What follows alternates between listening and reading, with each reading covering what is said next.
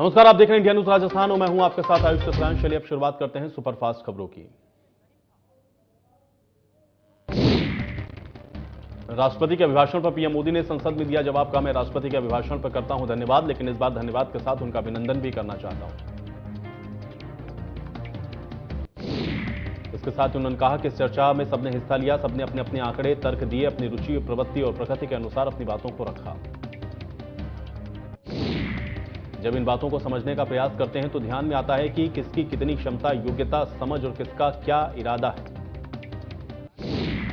उन्होंने कहा कि लगभग 3 दशकों तक भारत में राजनीतिक अस्थिरता रही है। आज हमारे पास एक स्थिर और निर्णायक सरकार है। निर्णायक सरकार हमेशा देश के हित के लिए निर्णय लेने का साहस रखती है। 2014 से पहले का दशक हमेशा द लॉस्ट डिकेड के रूप में जाना जाएगा, लेकिन 2030 का दशक भारत का दशक है। 2010 में देश में राष्ट्रमंडल खेल हुए। भारत की युवा सामर्थ्य को दुनिया के सामने प्रस्तुत करने का एक बड़ा अवसर था, लेकिन सीडब्ल्यूजे घोटाले में पूरा देश दुनिया में बदनाम हो गया।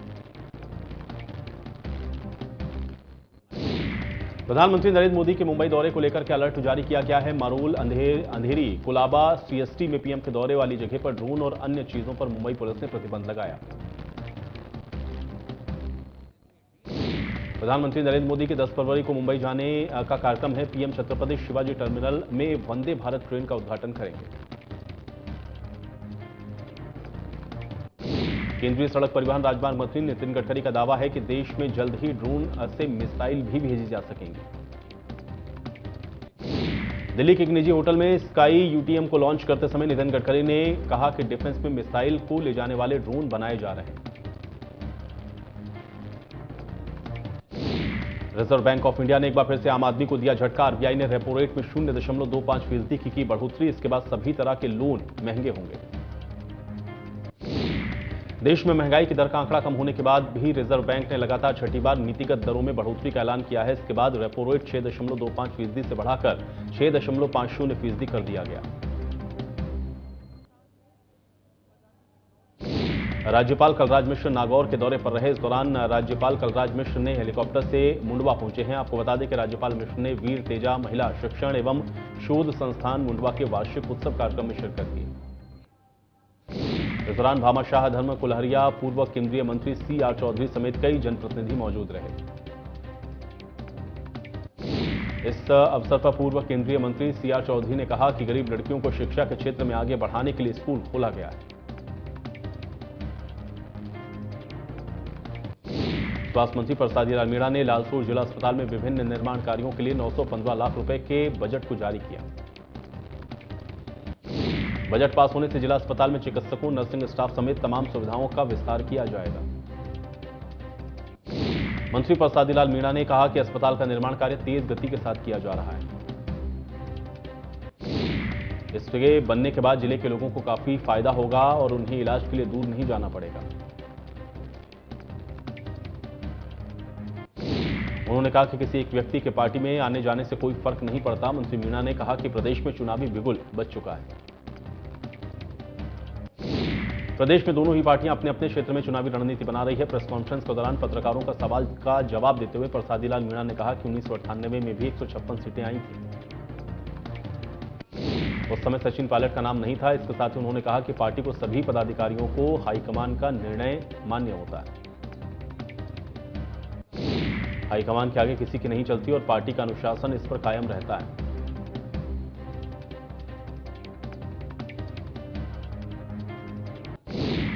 भाजपा प्रदेश अध्यक्ष सतीश पूनिया अजमेर के पीसांगन दौरे पर रहे। इस दौरान पूनिया ने जिला परिषद सदस्य पुखराज पहाड़िया की पत्नी सुलोचना पहाड़िया के निधन पर श्रद्धा सुमन अर्पित करके परिजनों को ढांढस बंधाया।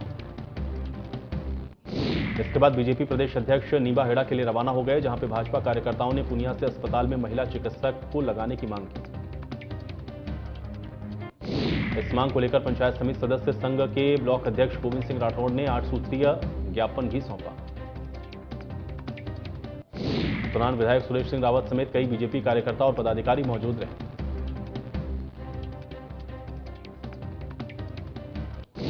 नागौर में डीडवाना को जिला बनाने की मांग अब तेज होने लगी है। विधायक चेतन डूडी की अगुवाई में राम लुभाया कमेटी से लोगों का एक प्रतिनिधिमंडल मुलाकात किया और जिला बनाने को लेकर के ज्ञापन सौंपा।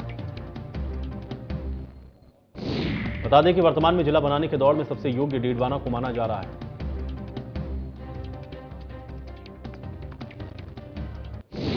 भारतीय मजदूर संघ के बैनर तले भारतीय आंगनबाड़ी कर्मचारी संघ की ओर से भीलवाड़ा में सैकड़ों महिलाओं ने जिला कलेक्टर कार्यालय पर प्रदर्शन किया। इसके साथ ही कांग्रेस सरकार को अपना वादा याद दिलाते हुए स्थायी करने की मांग की।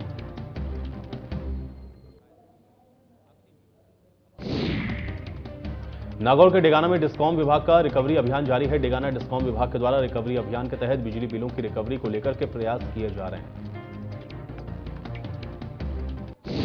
विद्युत विभाग के अधिकारियों के द्वारा उपभोक्ताओं को संदेश देकर बिलों की बकाया राशि जमा कराने की अपील की जा रही है। बता दें कि जनवरी के महीने में 928.69 लाख रुपए उपभोक्ताओं के बकाया हैं। डिस्कॉम विभाग के द्वारा वित्तीय माह के निगम का 100% रिकवर करने का लक्ष्य रखा गया।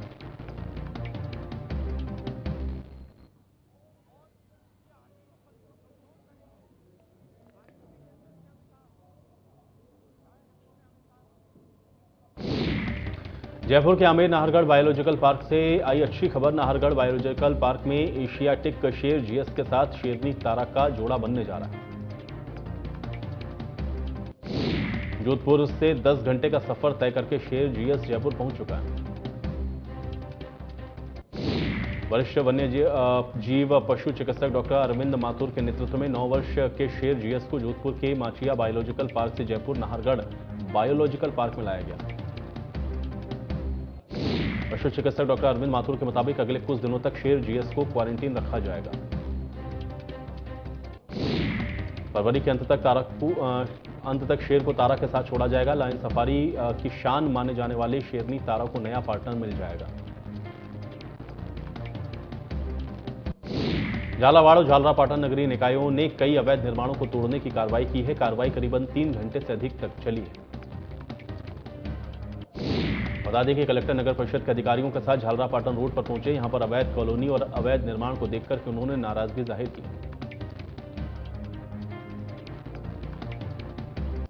इसके बाद यह कार्रवाई की गई है। झालरापाटन रोड स्थित चौधरी विहार कॉलोनी को सीज कर दिया गया है। यहां के सारे रास्ते बंद कर दिए गए हैं। इसके साथ ही इनमें बैरिकेड्स लगाए गए।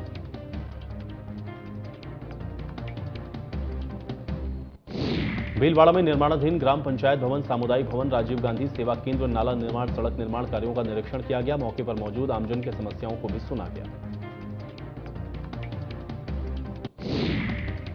लूनी के राजकीय उच्चतर माध्यमिक विद्यालय का मुख्य ब्लॉक शिक्षा अधिकारी गणेश राम लावा के निरीक्षण कर पाई गई कमियों को सुधारने का निर्देश। जानकारी के अनुसार मुख्य ब्लॉक शिक्षा अधिकारी लावा लूनी ने कमियों को सुधारने के निर्देश दिए। प्रार्थना के वक्त स्कूल पहुंचे सर्वप्रथम उन्होंने प्रधानाचार्य कक्ष में पहुंचकर स्कूल स्टाफ की उपस्थिति संबंधी जानकारी को लिया।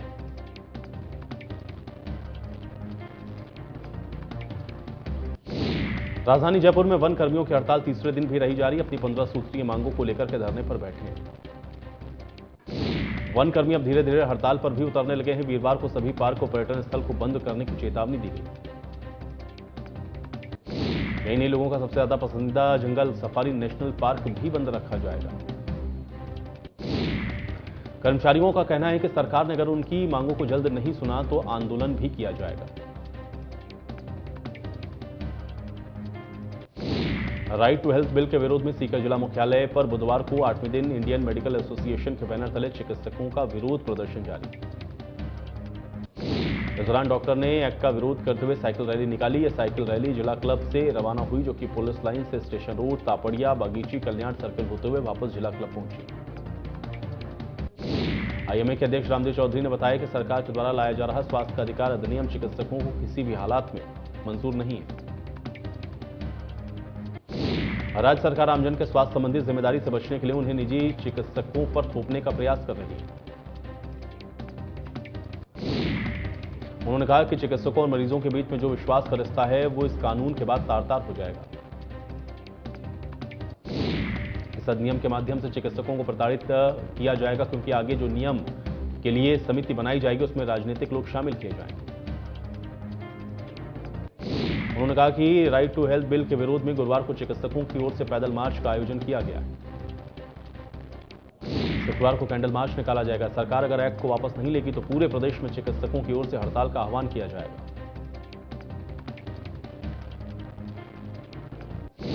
वैर भुसावर में बीते दिनों हुई रजनीश की हत्या को लेकर परिजनों में भारी आक्रोश देखा जा रहा है।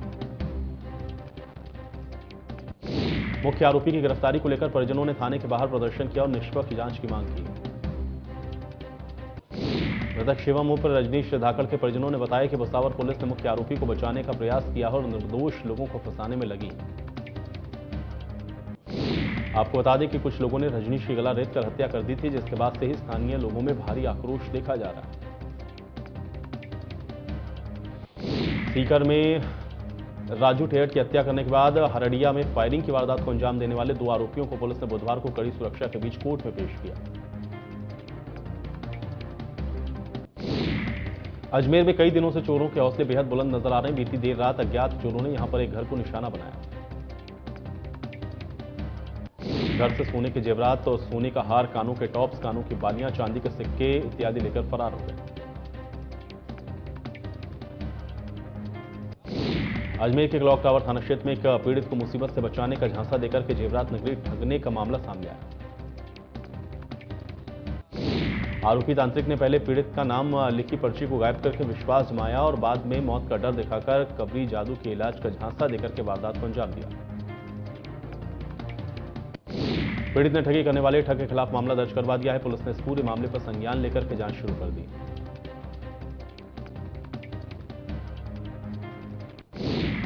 भूकंप से तबाह हो चुके टर्की के लिए भारत ने भेजी मदद। गाजियाबाद के हिंडन एयरबेस से एनडीआरएफ कर्मियों का एक टीम टर्की में बचाव अभियान में जुटी। एनडीआरएफ के डिप्टी कमांडेंट दीपक तलवार ने बताया कि टीम में 47 एनडीआरएफ कर्मी, 3 वरिष्ठ अधिकारी शामिल हैं। उन्होंने बताया कि भारत सरकार के दिशा निर्देश के मुताबिक वहां रेस्क्यू अभियान भेजा गया।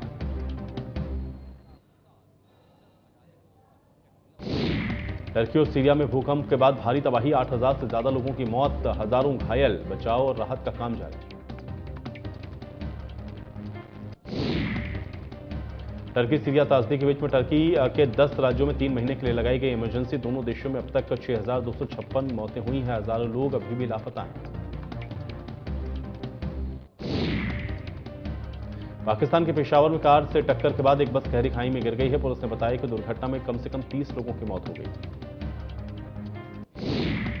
हादसा गिलगिट बाल्टिस्तान इलाके के दियामीर क्षेत्र में शातियाल चौक के पास हुआ है। पुलिस ने यह भी बताया कि गिलगिट से रावलपिंडी जा रही तेज रफ्तार बस की चौक के पास कार से टक्कर हो गई और दोनों वाहन गहरी खाई में जा गिरे।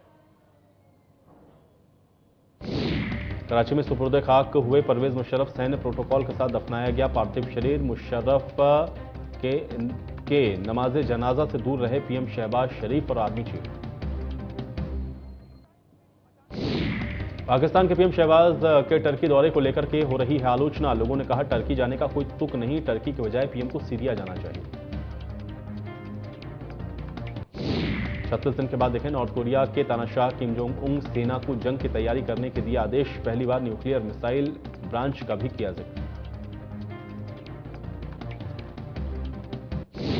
चर्च ऑफ इंग्लैंड ने अंतिम संस्कार पर किया विचार विमर्श। ब्रिटेन में ईसाई समुदाय के अंतिम संस्कार के बदले जाएंगे तरीके। पर्यावरण को ध्यान में रखकर के किया जाएगा अंतिम संस्कार।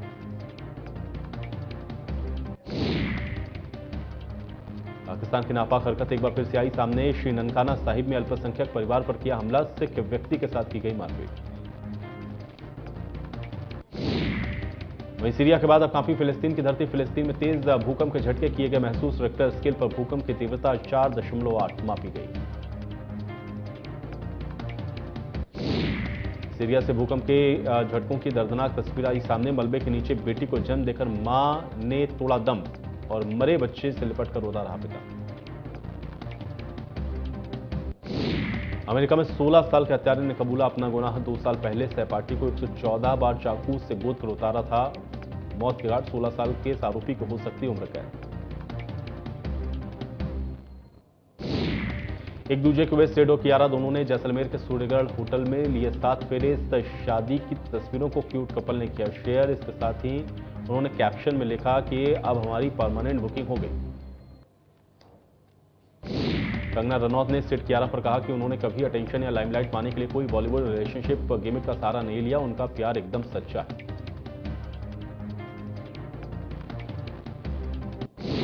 फिल्म पठान ने अपनी रिलीज के 14 दिन में 446.25 करोड़ रुपए की कमाई की है। माना जा रहा है कि आज फिल्म 450 करोड़ के आंकड़े को आसानी से पार करेगी।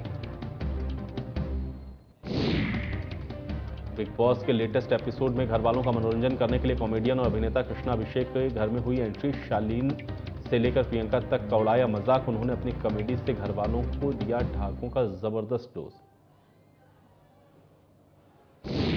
बॉलीवुड अभिनेता अभिषेक बच्चन ने हाल में ही अपना 47वां जन्मदिन मनाया। इस दौरान वो अपनी पत्नी ऐश्वर्या राय और बच्चन और बेटी आराध्या बच्चन के साथ मालदीव घूमने गए थे। अपनी ट्रिप की कुछ खास यादें फैंस के साथ उन्होंने साझा की।